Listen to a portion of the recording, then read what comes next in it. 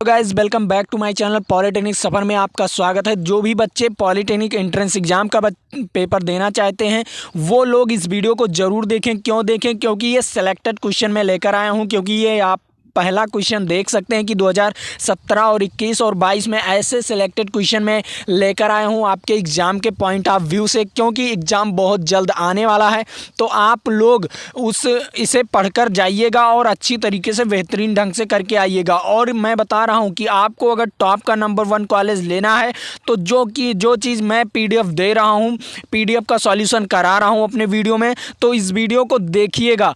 क्यों देखिएगा? क्योंकि मैं अगली बार 2023 में पेपर दिया था तो मेरा रैंक 18 था और मैं टॉप के नंबर 1 कॉलेज में पढ़ रहा हूँ इस वक्त। और आपको मैं इसलिए यहाँ पर वीडियो दे रहा हूँ क्योंकि मैंने यूट्यूब पर बहुत सारे लोगों को देखा है, वो प्राइज़ लेते हैं, उसका पैसा लेते हैं, तब आपको पढ़ाते हैं और उतना अच्छा कंटेंट नहीं देते। मैं आपको इसलिए कह रहा हूँ क्योंकि मैं जो पेपर देकर आया था मेरे ही नोट्स से क्वेश्चन आया था और मैं अपने नोट्स का क्वेश्चन यहाँ पर करा रहा हूँ। और आप लोग भी अगर अच्छा रैंक लाना चाहते हैं और टॉप के नंबर 1 कॉलेज में पहुंचना चाहते हैं, हमारे साथ पढ़ना चाहते हैं, तो आप लोग मेहनत करके इस वीडियो को देख लीजिए।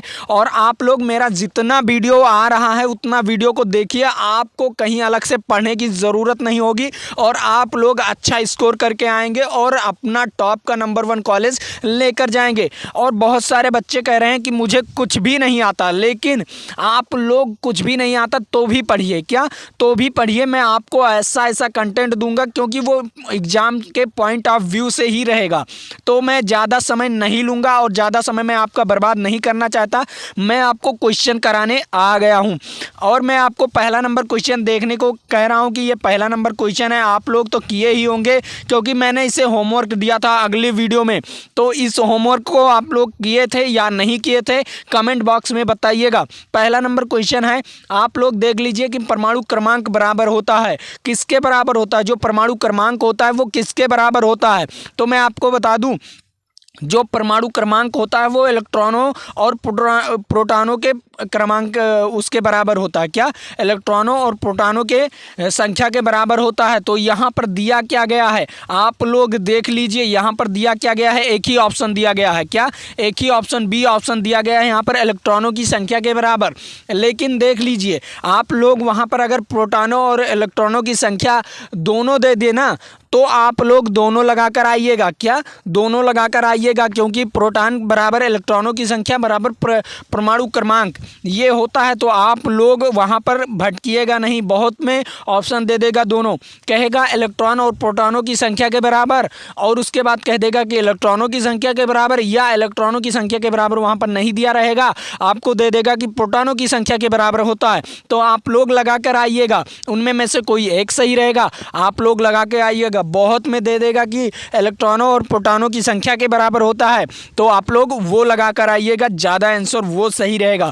तो आगे बढ़ रहा हूँ और भी क्वेश्चन। यहाँ पर आपको 12 नंबर क्वेश्चन देखने को मिल रहा है। मैंने एक वीडियो में पूरा क्वेश्चन 10 नंबर क्वेश्चन तक करा भी दिया था।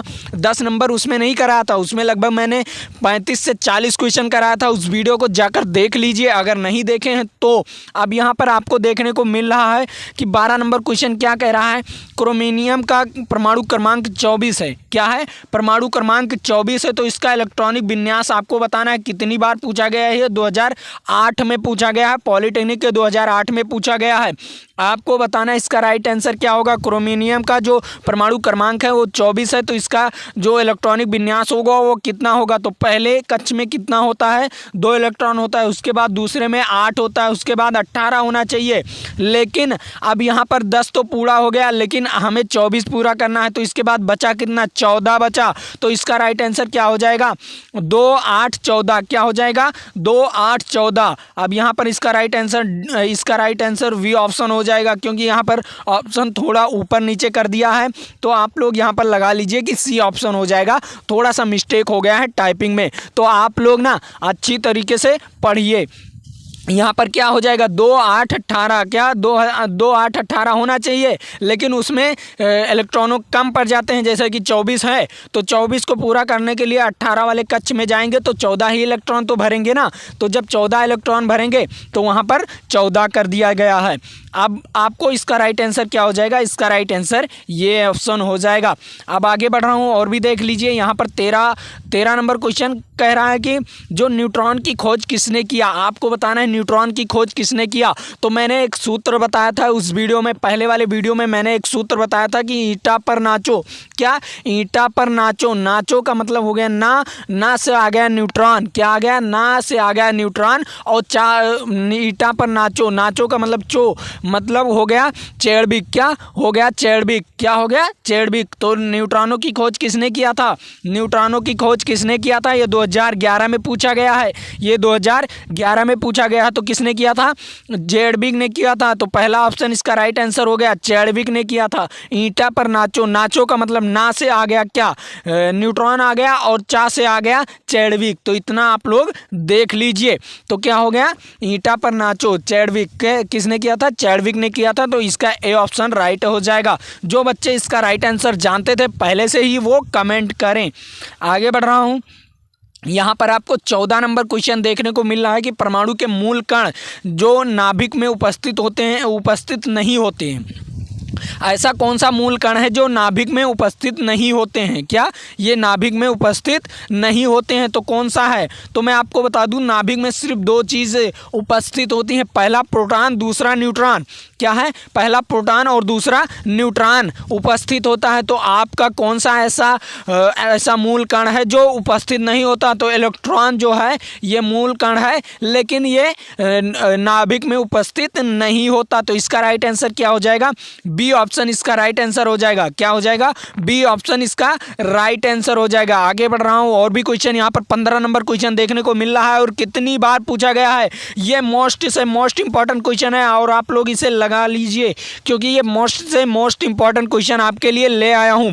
15 नंबर क्वेश्चन कह रहा है निम्नलिखित में से किस मूल कण का ऋणात्मक आवेश होता है, उसका क्या होता है, ऋणात्मक आवेश होता है। तो जो आवेश होता है उसका ऋणात्मक आवेश होता है। तो कौन सा ऐसा तत्व है या कौन सा ऐसा मूल कण है, या कौन सा ऐसा मूल कण है आपको बताना है। तो मूल कण जो इलेक्ट्रॉन होता है वो ऋणात्मक होता है। क्या होता है, इलेक्ट्रॉन जो होता है वो ऋणात्मक होता है। तो आपको यहाँ पर इसका राइट आंसर क्या हो जाएगा, ए ऑप्शन इसका राइट आंसर हो जाएगा। और कितना मोस्ट इंपॉर्टेंट क्वेश्चन है, 17, 21, 22 और 23 कितनी बार पूछा गया, लगातार 3 सालों से पूछा जा रहा है।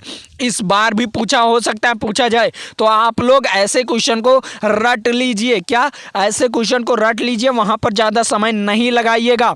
आगे बढ़ रहा हूं, यहाँ पर आपको 16 नंबर क्वेश्चन देखने को मिल रहा है। 16 नंबर क्वेश्चन क्या कह रहा है आप देख लीजिए, क्या कह रहा है, यहाँ पर कह क्या रहा है आपको बताना है कि इसका राइट आंसर क्या होगा। निम्नलिखित में से कौन सा सत्य है, निम्नलिखित में से कौन सा सत्य है। ये 2023 और 17 में पूछा गया है, बहुत ज़्यादा बार ये नहीं पूछा गया है, लेकिन जो पूछा गया है बहुत इंपॉर्टेंट क्वेश्चन पूछा गया है।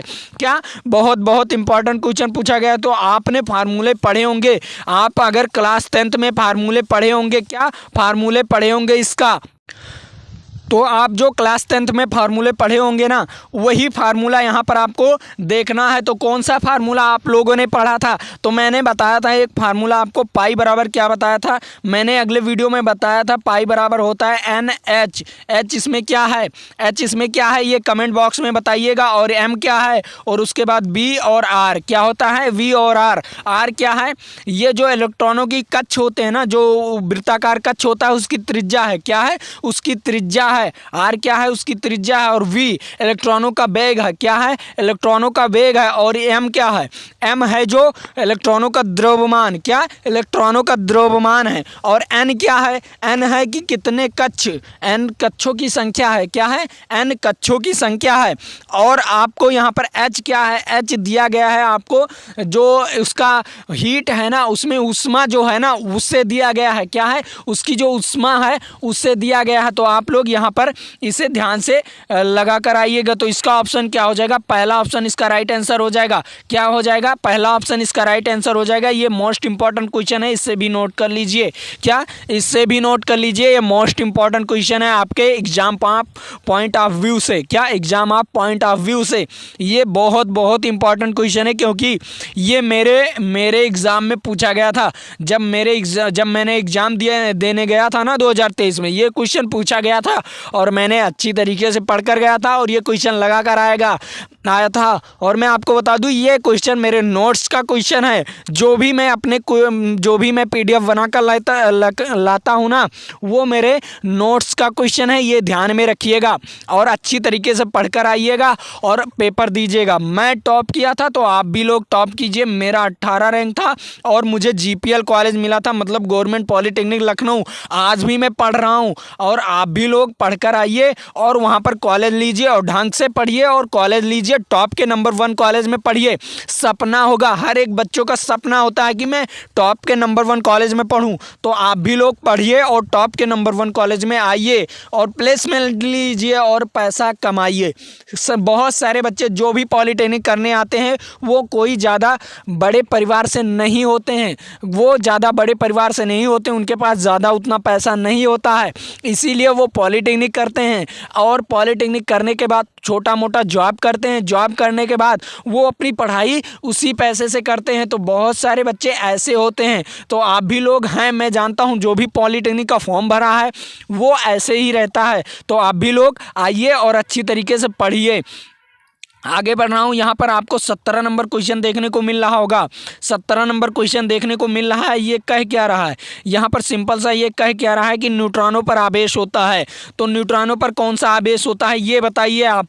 न्यूट्रॉनों पर कौन सा आवेश होता है, तो मैंने बता दिया था ना, पहले ही वीडियो में बताया था कि जो प्रोटॉन होता है और न्यूट्रॉन होता है, न्यूट्रॉन पर होता है ऋण आवेश होता है और क्या होता है, न्यूट्रॉन पर ऋण आवेश नहीं होता, उदासीन आवेश होता है। क्या होता है, इलेक्ट्रॉन पर ऋण आवेश होता है और प्रोटॉन पर क्या होता है, धन आवेश होता है। क्या होता है, धन आवेश होता है। प्रोटॉन पर क्या होता है, धन आवेश होता है और इलेक्ट्रॉन पर क्या होता है, इलेक्ट्रॉन पर होता है ऋण आवेश होता है और न्यूट्रॉन पर होता है उदासीन, मतलब उस पर कोई आवेश नहीं होता है। तो इसका राइट आंसर क्या हो जाएगा, 17 नंबर क्वेश्चन का राइट आंसर हो जाएगा सी ऑप्शन, इसका राइट आंसर हो जाएगा। ये मैं खुद से कुछ क्वेश्चन जोड़ दिया हूं जो आपको देखने को अच्छा लगेगा। मैं जो नोट्स का क्वेश्चन लिया हूँ उसमें कुछ आपको आगे लिखा होगा कि ये कितनी बार पूछा गया है, ये लिखा रहेगा। और जो मैं खुद अपने से कि ये इम्पॉर्टेंट क्वेश्चन है वो लेकर आया हूँ उसमें नहीं लिखा होगा। आगे बढ़ रहा हूँ। यहाँ पर आपको देखने को मिलेगा 18 नंबर क्वेश्चन, ये लिखा हुआ है कि पॉलिटेक्निक 2012 में पूछा गया था। तो यहाँ पर क्या कह रहा है, प्रोटॉन है, आपको बताना है प्रोटॉन क्या है। तो मैं आपको बता दूं, जो प्रोटॉन है वो धनावेशित कण तो है, पहला नंबर ये आपको देखने को मिल गया कि धनावेशित कण तो है, और एक मूलभूत कण भी है, ये भी ऑप्शन सही है। अब यहाँ पर अब जो भारी हाइड्रोजन होता है उसकी नाभिक भी है, हाँ ये भी है। तो इन तीनों ऑप्शन सही हैं, तो तीनों ऑप्शन सही है। तो इसमें कौन सा ऑप्शन लगाएंगे, तो डी ऑप्शन लगाएंगे। क्या, ये सभी लगाएंगे। जब तीनों ऑप्शन सही है ना तो यहाँ पर क्या लगाएंगे, ये सभी लगाएंगे। तो आपको देखने को मिल गया इसका राइट आंसर क्या हो जाएगा, डी ऑप्शन इसका राइट आंसर हो जाएगा। क्या हो जाएगा, इसका डी ऑप्शन इसका राइट आंसर हो जाएगा। अब आपको नेक्स्ट क्वेश्चन देखने को मिलेगा। नेक्स्ट क्वेश्चन है आपको अगर यहाँ पर देखने को मिल रहा है कि नेक्स्ट क्वेश्चन क्या है, कह रहा परमाणु की प्रथम कक्षा में अधिकतम इलेक्ट्रॉन हो सकता है, कितना अधिकतम इलेक्ट्रॉन हो सकता है। तो मैं आपको बता दूँ 2। आप लोग तो पढ़े ही होंगे क्लास 10th में पढ़े ही होंगे कि अधिकतम इलेक्ट्रॉन कितना हो सकता है, 2 हो सकता है। तो इसका राइट आंसर क्या हो जाएगा, 2। कितना हो सकता है, 2। लेकिन दूसरे कक्ष में कितना हो सकता है, 8। कितना हो सकता है, तीसरे कक्ष में 18। ऐसे ऐसे बढ़ते चले जाते हैं। और किस अनुपात में बढ़ते हैं, 2n² के अनुपात में बढ़ते हैं। जैसे ही कक्ष की संख्या बढ़ाते जाओगे, इसका 1 करते 2 3 4 5, वैसे ही इलेक्ट्रॉनों की संख्या बढ़ती जाएगी। कितनी, इलेक्ट्रॉनों की संख्या बढ़ती जाएगी। इसी के अनुपात में आप लोग कर लीजिएगा। यही है इसका सूत्र, क्या है, 2n²। इसका सूत्र है जो इलेक्ट्रॉनों की कक्ष की संख्या के द्वारा बताता है कि इसमें कितने इलेक्ट्रॉन होंगे। आप लोग तो अच्छी तरीके से पढ़ते ही होंगे, मेहनत से पढ़िए। अब आगे क्वेश्चन में आपको दिखा रहा हूँ। यहाँ पर 20 नंबर क्वेश्चन कह रहा है निम्नलिखित में से किस अणु के लिए सत्य कथन है। यहाँ पर आपको बताना है निम्नलिखित में से किस अणु के लिए ये सत्य कथन है, आपको अच्छी तरीके से इसे बताना है। और ये मोस्ट इंपॉर्टेंट क्वेश्चन है, 2023, 21 और 20 और 17 में पूछा गया है। तो यहाँ पर आप लोग तो देख लिए होंगे कि 20 नंबर क्वेश्चन का उत्तर क्या होता है। 20 नंबर क्वेश्चन का उत्तर आप लोग बताइए। मैं आपको बता रहा हूँ, पहला नंबर मैं आपको बता रहा हूँ। पहला जो अणु होता है ना, वो स्वतंत्र अवस्था में रहता है। वो क्या होता है? स्वतंत्र अवस्था में रहता है। दूसरा, इसमें देख लीजिए, इनमें से परमाणुओं संख्या का अनुपात निश्चित होता है। हाँ, निश्चित होता है। अब उसमें आप लोग देख लीजिए कि इसकी जो अणु संरचना है, जो परमाणु की व्यवस्था प्रदर्शित करती है। हाँ, ये बहुत इंपॉर्टेंट है। ये तीनों ऑप्शन इसका राइट है। मतलब यहाँ पर इसका राइट आंसर क्या हो जाएगा? उपरोक्त में सभी। क्या हो जाएगा? उपरोक्त में सभी इसका राइट आंसर हो जाएगा। तो डी ऑप्शन इसका राइट आंसर हो जाएगा।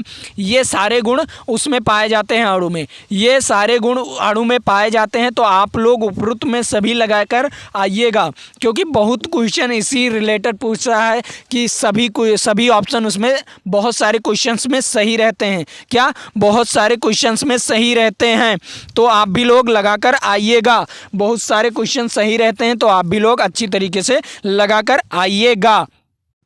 अगला नंबर क्वेश्चन आपको देखने को मिल रहा होगा। अगला नंबर क्वेश्चन यहाँ पर 21 नंबर क्वेश्चन कह रहा है, परमाणु की समस्त भार केंद्रित होता है। जो परमाणु होती है उसकी समस्त भार कहाँ पर केंद्रित होता है? तो मैं आपको बता दूं, जो परमाणु होता है उसकी समस्त भार केंद्र पर, मतलब नाभिक, उसके केंद्र पर, उसे नाभिक कहते हैं। क्या कहते हैं? उसे नाभिक पर जो होता है केंद्रित रहता है। क्या होता है? उसके नाभिक पर केंद्रित रहता है। तो इसका राइट आंसर क्या हो जाएगा? ए ऑप्शन इसका राइट आंसर हो जाएगा। बहुत आसान क्वेश्चन था और आप लोग बहुत अच्छी तरीके से किए होंगे। तो अभी तक और ज़्यादा क्वेश्चन कराने के लिए अभी तक आप लोग चैनल को सब्सक्राइब नहीं किया है तो कर लीजिए और बेल आइकन दबाना नहीं भूलिए, क्योंकि आपको नोटिफिकेशन सबसे मिले। जो भी वीडियो मेरा आए वो सबसे पहले आपको नोटिफिकेशन मिले। बेल आइकन ऑल पर दबा लीजिएगा। आप लोग अच्छी तरीके से सब्सक्राइब कर लीजिए। और हाँ, वीडियो को अभी तक लाइक नहीं किए हैं तो लाइक कर लीजिए और अपने दोस्तों तक शेयर नहीं किए हैं तो शेयर भी कर दीजिए। आगे बढ़ रहा हूं और भी क्वेश्चन। यहाँ पर 22 नंबर क्वेश्चन आपको देखने को मिल रहा होगा। 22 नंबर क्वेश्चन कह क्या रहा है? 22 नंबर क्वेश्चन कह रहा है कि परमाणु के नाभिक की खोजकर्ता कौन थे? जो परमाणु की नाभिक होता है ना, उसके खोजकर्ता कौन थे? आपको बताना है। जो नाभिक की खोजकर्ता कौन थे? तो ईंटा पर नाचो, ये फार्मूला नहीं लगने वाला। ये फार्मूला नहीं लगने वाला। नाभिक की खोज किसने किया था? ये आप लोग बताइएगा कमेंट बॉक्स में। बहुत सारे बच्चे पढ़े ही होंगे, क्लास 10th पढ़ के आए होंगे, क्लास 9th में भी पढ़े होंगे और क्लास 11th 12th जो भी बच्चे करके आए हैं वो लोग भी पढ़े होंगे। तो आप लोग कमेंट करके बताइएगा। ये क्वेश्चन बहुत आसान क्वेश्चन है और सिर्फ 2013 में पूछा गया था। हो सकता है इस बार पूछा जाए, तो आप लोग इस क्वेश्चन को कर लीजिए। आगे बढ़ रहा हूँ। यहाँ पर ये 2020 में ये क्वेश्चन पूछा गया है, जो कि बहुत इंपॉर्टेंट क्वेश्चन है। आपको बताना है कि यहाँ पर न्यूट्रॉनों की संख्या कितनी होगी। तो न्यूट्रॉनों की संख्या सिंपल सा है। उसके जो परमाणु भार है ना, उसमें में से इलेक्ट्रॉनों और प्रोटॉनों की संख्या, अगर इलेक्ट्रॉन है तो इलेक्ट्रॉनों की संख्या या परमाणु क्रमांकों की संख्या निकाल दीजिए, वही न्यूट्रॉन की संख्या हो जाएगी। तो यहाँ पर 238 है, 238 में से 92 निकाल दीजिए, वही आपका क्या हो जाएगा? वही आपका हो जाएगा न्यूट्रॉनों की संख्या। तो 238 में से 92 निकालेंगे, मतलब 8 में से 2 गई, 6 बचा और 13 में से 9 जाएगी। 13 में से 9 जाएगी तो कितना बचेगा? 4 बचेगा। कितना बचेगा? 4 बचेगा। उसके बाद 1 बचेगा। तो यहाँ पर क्या आ गया? 146। यहाँ पर इसका राइट आंसर क्या आ जाएगा? 146 इसका राइट आंसर हो जाएगा। इसका राइट आंसर क्या हो जाएगा? 146। सिंपल सा यही लगाना है कि ऊपर आपका भार दिया रहता है, ये आपका भार दिया रहता है। यहाँ पर आप देख लीजिए कि ये आपका भार दिया रहता है और ये आपका क्रमांक दिया रहता है। तो आप लोग यहाँ इसी में से, भार में से क्रमांक को माइनस कर देंगे तो न्यूट्रॉनों की संख्या निकल आएगी। क्या? निकल आएगी। और इलेक्ट्रॉनों और प्रोटॉनों की संख्या तो उसका परमाणु क्रमांक ही होता है। तो आप लोग अच्छी तरीके से तो पढ़ते ही होंगे। अब यहाँ पर आपको देखने को मिल रहा है कि 24 नंबर क्वेश्चन क्या कह रहा है। 24 नंबर क्वेश्चन कह रहा है, CO2 अणु में कुल कितने इलेक्ट्रॉनों की संख्या होती है? CO2 अणु में कुल इलेक्ट्रॉनों की संख्या कितनी होती है, ये बताइए। पहले C में कितना होता है तो आप लोग पढ़ लीजिए। पहले क्या आता है? Hydrogen, helium, lithium, beryllium, boron, carbon. किस नंबर पर आता है? 6 नंबर पर आता है। तो 6। और ऑक्सीजन किस नंबर पर आता है? ऑक्सीजन आता है 8 नंबर पर। तो 2 ऑक्सीजन के अणु हैं, तो 2 ऑक्सीजन के अणु है तो क्या हो जाएगा? तो वहाँ पर 8 दूनी 16 हो जाएगा। क्या हो जाएगा यहाँ पर 16 हो जाएगा। 2 बार आता है ना ऑक्सीजन, तो दो बार जोड़ेंगे तो यहाँ पर क्या हो जाएगा 16 और 6 कितना हो जाएगा 22। तो इसका राइट आंसर क्या हो जाएगा 22 आंसर हो जाएगा। क्या हो जाएगा 22 आंसर हो जाएगा। ये 2007 में पूछा गया था। क्या हो जाएगा 22 आंसर हो जाएगा। इसका राइट आंसर 22 हो जाएगा। और अच्छी तरीके से पढ़ना है तो आपको और क्वेश्चन मैं आपको दिखा रहा हूँ। यहाँ पर आप लोग देख लीजिए, यहाँ पर क्या कह रहा है, किसी तत्व का परमाणु क्रमांक 17 है, उसके नाभिक के प्रोटॉनों की संख्या क्या होगी। उसके नाभिक में प्रोटॉनों की संख्या क्या होगी। परमाणु क्रमांक 17 है तो प्रोटॉनों की संख्या कितनी होगी। प्रोटॉनों की संख्या भी 17 होगी। क्या होगी, प्रोटॉनों की संख्या भी 17 ही होगी। क्या होगी 17 ही होगी। परमाणु क्रमांक के जो परमाणु क्रमांक होता है वो इलेक्ट्रॉनों की संख्या या प्रोटॉनों की संख्या के बराबर होता है। तो आप लोग अच्छी तरीके से तो जानते ही होंगे, तो वो भी 17 होगी। आगे बढ़ रहा हूँ और भी क्वेश्चन आपको कराने वाला हूँ। और अभी तक चैनल को सब्सक्राइब नहीं किया तो कर लीजिए, क्योंकि आपके लिए मैं इतना मेहनत कर रहा हूँ तो आप भी तो थोड़ा बहुत, कुछ नहीं, पैसा भी नहीं लगता आपका, तो सब्सक्राइब तो कर लीजिए। अब यहाँ पर क्या कह रहा है 26 नंबर क्वेश्चन कह रहा है परमाणु संख्या की खोज की थी। परमाणु संख्या की खोज किसने किया था ये भी आपको बताना है। परमाणु संख्या की खोज किसने किया था ये आपको भी बताना है। ये आपके लिए होमवर्क है और मैं आपको अच्छी तरीके से बता दूंगा कि इसका आंसर अगर आप लोग नहीं जानेंगे तो कमेंट बॉक्स कर दीजिएगा कि सर 26 नंबर क्वेश्चन का उत्तर क्या होगा। और अगर जानते हैं तो कमेंट कर दीजिएगा। उनका जो कमेंट आएगा वो हमारे चैनल पर पिन कर दिया जाएगा और उन्हें इनाम भी दिया जाएगा। तो आप भी लोग कर लीजिए और तुरंत जवाब दीजिए। अब यहाँ पर आपको 27 नंबर क्वेश्चन देखने को मिल रहा है। 27 नंबर कह रहा है कि न्यूट्रॉनों की खोज बहुत देर से हुई। क्यों हुई न्यूट्रॉनों की खोज बहुत देर से हुई। क्योंकि वो आवेश, उसमें आवेश नहीं था। क्या, वह उदासीन था। क्या था, वह उदासीन था।